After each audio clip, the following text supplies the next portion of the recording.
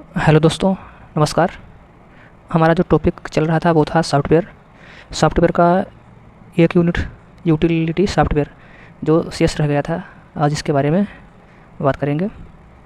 अगर हाँ, आपने जो कंप्यूटर के जो वीडियो अपलोड किए जा चुके हैं उन्हें नहीं देखा है तो उनकी प्लेलिस्ट बनी हुई है, वहाँ से जाके आप उन्हें अवश्य देखें।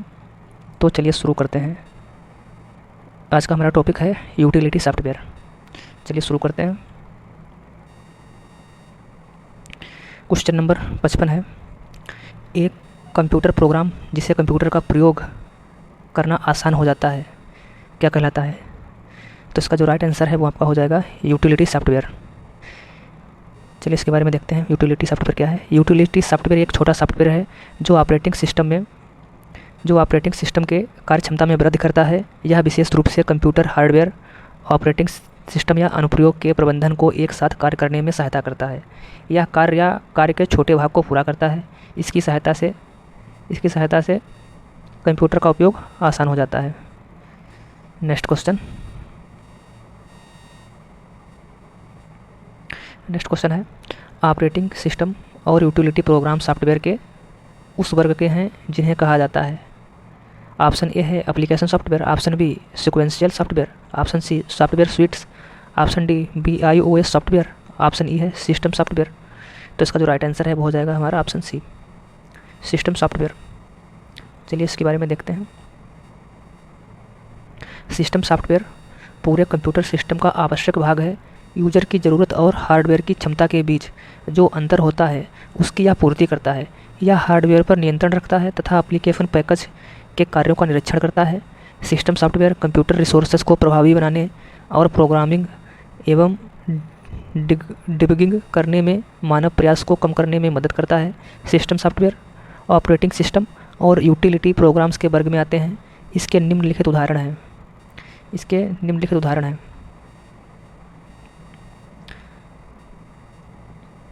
जैसे भाषानुवादक हो गया, लोडर, लिंकर और ऑपरेटिंग सिस्टम जैसे विंडोज़ 2000, XP, विस्टा, लिनक्स आदि।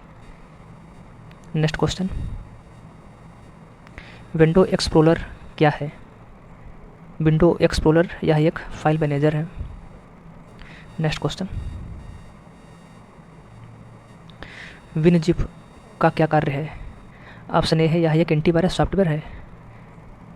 ऑप्शन बी है यह बड़ी फाइलों को छोटी फाइलों में कंप्रेस करता है। ऑप्शन सी है फाइलों से छोटी फाइलों को एक्सट्रैक्ट करता है। ऑप्शन डी है छोटी फाइलों को बड़ी फाइलों में एक्सपेंड करता है। तो इसका जो राइट आंसर है वो हो जाएगा ऑप्शन बी, यह एक विनजिप है जो बड़ी फाइलों को छोटी फाइलों में कन्वर्ट करता है, कंप्रेस करता है। नेक्स्ट क्वेश्चन,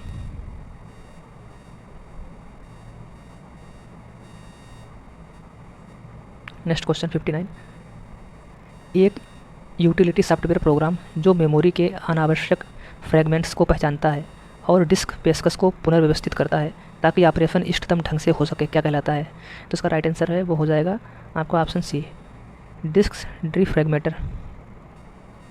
चलिए इसके बारे में देखते हैं क्या है ये। डिस्क फ्रैगमेंटेशन यूटिलिटी सॉफ्टवेयर के अंतर्गत आता है। डिस्क के स्पेस को ऑरेंज करने की प्रक्रिया को डिस्क डिफ्रैगमेंट कहते हैं। डिस्क डिफ्रैगमेंटेशन प्रोग्राम के द्वारा फाइलों को पुनः व्यवस्थित किया जाता है जिससे डिस्क की गति तीव्र हो जाती है। नेक्स्ट क्वेश्चन नंबर 16, निम्नलिखित में से कौन सा ऑपरेटिंग सिस्टम नहीं है? तो इसका राइट हो जाएगा ऑप्शन डी, माइक्रोसॉफ्ट ऑफिस। आपका ये MS Windows, Mac OS, Linux ये आपके OS हैं, ऑपरेटिंग सिस्टम है, जबकि आपका माइक्रोसॉफ्ट एक सॉफ्टवेयर है। नेक्स्ट क्वेश्चन 61, निम्न में से कौन सा एंटीवायरस सॉफ्टवेयर नहीं है? तो आपका जो नॉर्टन है ये आपका एंटीवायरस सॉफ्टवेयर है। आपका जो मैक FP है या भी आपका ये एंटीवायरस सॉफ्टवेयर है। कैस्पेस्की या ये आपका एंटीवायरस है। कोबोल ये आपका एंटीवायरस नहीं है, यह एक भाषा है। कोबोल एक उच्च स्तरीय प्रोग्रामिंग लैंग्वेज है। इसका जो राइट आंसर है वो हो जाएगा आपका option C. Next question 62, antivirus software को नियमित रूप से अपडेट किया जाना चाहिए। वरना नए वायरस ज्ञात नहीं हो पाएंगे। ऑप्शन ए राइट हो जाएगा। एंटीवायरस को नियमित रूप से अपडेट करना चाहिए, इससे कंप्यूटर में आने वाले नए वायरस का पता चल सकेगा। इससे हमारे कंप्यूटर में संरक्षित फाइलें व अन्य डाटा को कोई भी नुकसान नहीं होगा। नेक्स्ट क्वेश्चन 63, निम्नांकित में से कौन यूटिलिटी उपयोगिता सॉफ्टवेयर का प्रकार नहीं है? तो इसका राइट आंसर है ऑप्शन सी हो जाएगा। आपका एंटीवायरस हो गया, बैकअप सॉफ्टवेयर, डिस्क टूल्स, ये आपके यूटिलिटी सॉफ्टवेयर के अंतर्गत आते हैं, जबकि ब्राउज़र ये इनसे अलग है। ब्राउज़र एप्लीकेशन सॉफ्टवेयर का प्रकार है, जबकि antivirus, backup software, disk tools, disk cleaner, data संपीड़न, ये सभी यूटिलिटी उपयोगिता सॉफ्टवेयर का प्रकार है।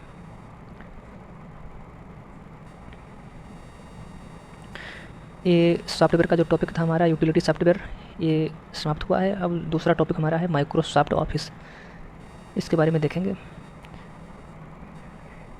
इसका जो पहला क्वेश्चन है, इनमें से कौन सा एप्लीकेशन एमएस ऑफिस का है? तो इसका जो राइट आंसर है वो आपका हो जाएगा वर्ड, एमएस वर्ड, ये एमएस ऑफिस का है। नेक्स्ट क्वेश्चन,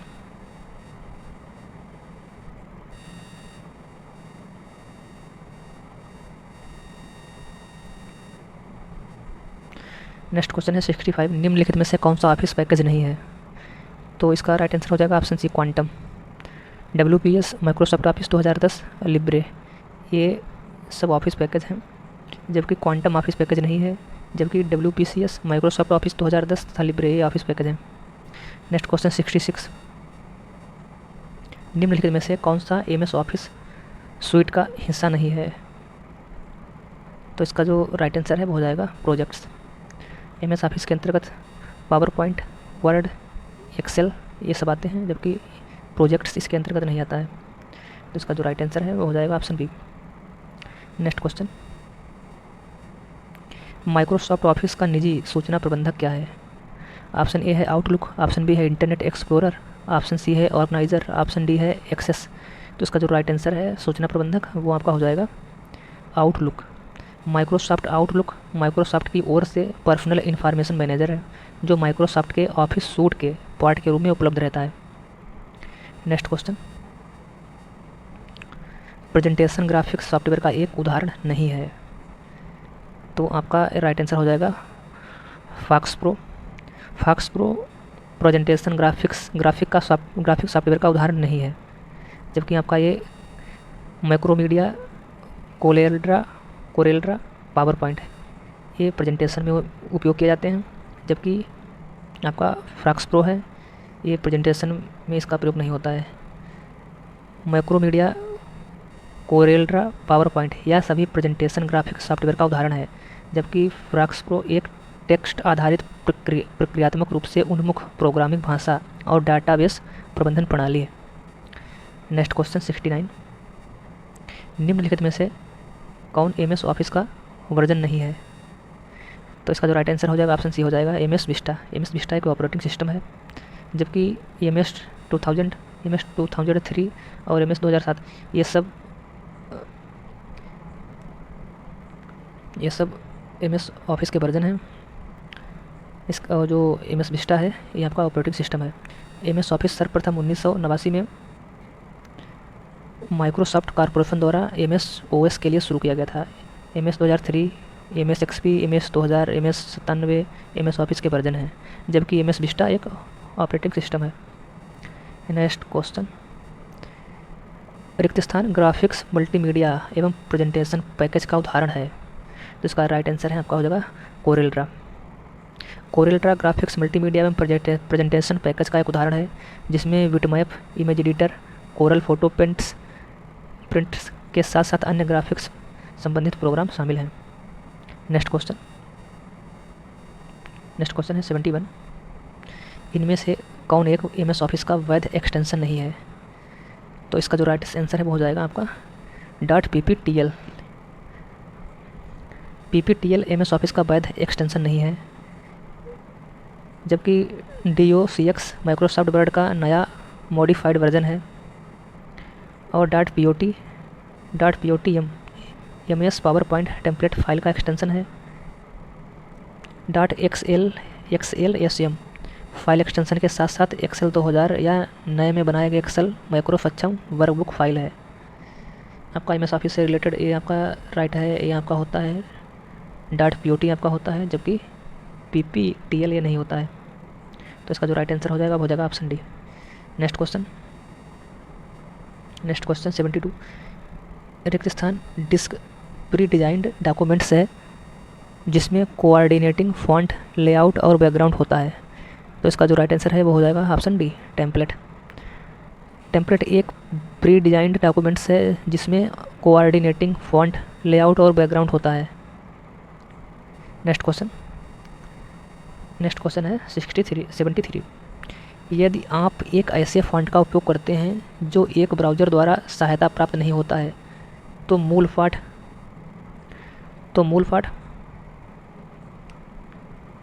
ऑप्शन ए है केवल एरियल फॉन्ट का उपयोग करते हुए प्रदर्शित होगा, एक विशिष्ट पृष्ठभूमि के साथ प्रदर्शित होगा। ऑप्शन सी है डिफ़ॉल्ट फॉन्ट में प्रदर्शित होगा। ऑप्शन डी है प्रदर्शित नहीं होगा। यदि आप एक ऐसे फॉन्ट का उपयोग करते हैं जो एक ब्राउज़र द्वारा सहायता प्राप्त नहीं होता है तो वह मूल पाठ डिफ़ॉल्ट फॉन्ट के साथ प्रदर्शित होगा। इसका राइट आंसर हो जाएगा आपका ऑप्शन सी। यदि हम ऐसे फॉन्ट का उपयोग करते हैं जिसे ब्राउज़र द्वारा सहायता नहीं प्राप्त होता है तो मूल पाठ डिफ़ॉल्ट फॉन्ट में ही प्रदर्शित होगा। Next question 74। निम्नलिखित में से एक ऐसे वर्ड प्रोसेसर नहीं है। तो आपका हो जाएगा वर्डप्रेस। MS वर्ड है, वर्डपैड है, नोटपैड है, इसकी मदद से हम डॉक्यूमेंट्स पर कार्य करते हैं। तथा वर्डप्रेस है या इससे रिलेटेड नहीं है। वर्ड प्रोसेसर एक सॉफ्टवेयर पैकेज है जिसकी मदद से हम डॉक्यूमेंट्स को हाथ से बनाने की अपेक्षा शीघ्र बना सकते हैं, उसमें बदलाव कर सकते हैं, उसे प्रिंट कर सकते हैं और सेव कर सकते हैं। वर्ड प्रोसेसर के अंतर्गत MS वर्ड, नोटपैड, वर्डपैड आ जाते हैं, वर्डप्रेस के अंतर्गत नहीं आता है। Next question. मुद्रित प्रिंट होने पर आपका प्रलेख यानी डॉक्यूमेंट्स कैसा दिखेगा? यह पहले ही देखने के लिए जिस विंडो को खोला जा सकता है उसे कहते हैं। तो इसका जो राइट आंसर हो जाएगा वो होगा प्रिंट प्रीव्यू। प्रिंट करने से पहले देखते हैं। तो आपका इसका जो राइट आंसर है वो होगा ऑप्शन ए, मुद्रण पूर्वावलोकन। हिंदी बड़ा हार्ड इसमें है, प्रिंट प्रीव्यू।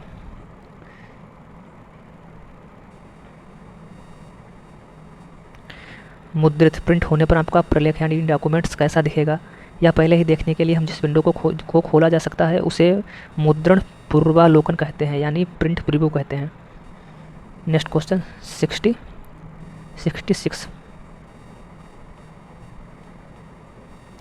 नेक्स्ट क्वेश्चन है 66।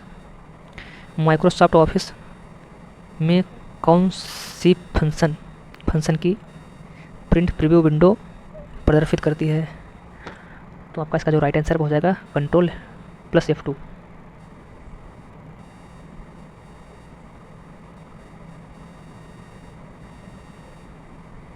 माइक्रोसॉफ्ट ऑफिस में Ctrl+F2 दबाने से प्रिंट प्रीव्यू पेज खुलेगा जो डॉक्यूमेंट्स के प्रिंट होने पर कैसा दिखेगा प्रदर्शित करता है।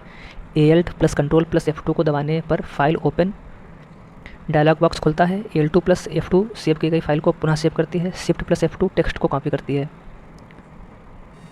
Next question 77। जब आप डैश का उपयोग कर रहे होते हैं तो आप सदैव माइक्रोसॉफ्ट द्वारा प्रस्तुत किए गए सर्वाधिक अद्यतन यानी अपडेटेड ऐप्स चला रहे होते हैं। यह नियमित सुरक्षा अद्यतनों यानी अपडेट्स सुधारों को प्रकट या अनलॉक करता है और अति महत्वपूर्ण रूप से नवीनतम विशिष्टताएं और टूल्स जैसे ही उपलब्ध होते हैं उनका उपागम करवाता है। तो इसका जो राइट आंसर है वो आपका हो जाएगा ऑप्शन बी, ऑफिस 365। ये आपका UP++ कंप्यूटर ऑपरेटर 2020 10 जनवरी 2020 को हुआ एग्जाम में पूछा गया था। ऑफिस 365 माइक्रोसॉफ्ट द्वारा प्रस्तुत किए गए वर्ड, एक्सेल, पावरपॉइंट, आउटलुक आदि जैसे प्रोडक्टिविटी एप्लीकेशन का क्लाउड आधारित सूट है। यह नियमित सिक्योरिटी अपडेटेड ऐप्स होता है जो नियमित सिक्योरिटी अपडेट्स तथा सुधारों को प्रकट करता है। तो ये जो माइक्रोसॉफ्ट ऑफिस था ये हमारा